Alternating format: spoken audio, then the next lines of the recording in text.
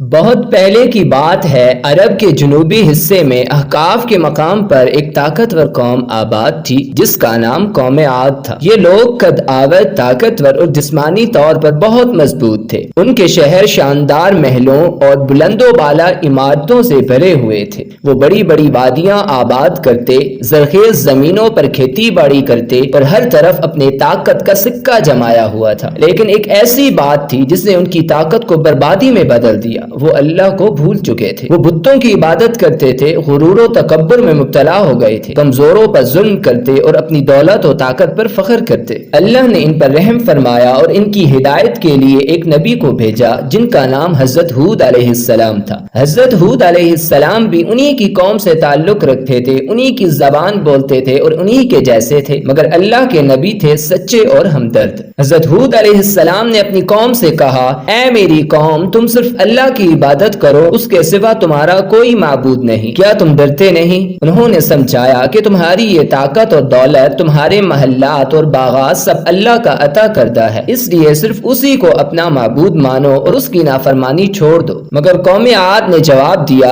اے ہود، کیا تم ہمارے پاس اس لیے آئے ہو کہ ہم اپنے معبودوں کو چھوڑ دیں؟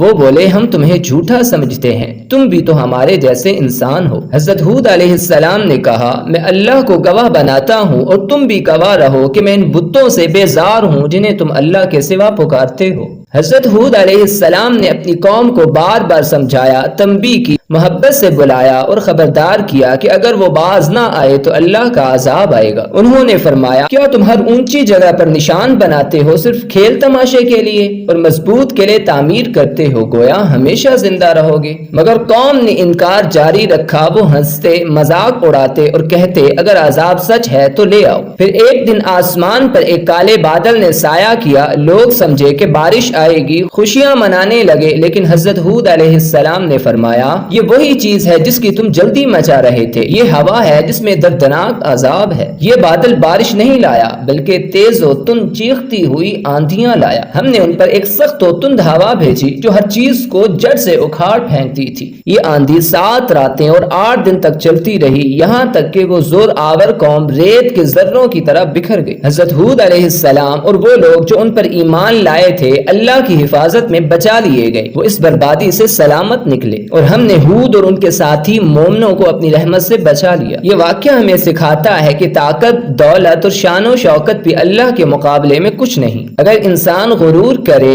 حق کو جھٹلائے اور اللہ سے روگردانی کرے تو وہ ہلاکت میں پڑتا ہے، اور اگر وہ اللہ کا فرمانبردار ہو جائے تو اللہ اسے ہر مصیبت سے بچا لیتا ہے۔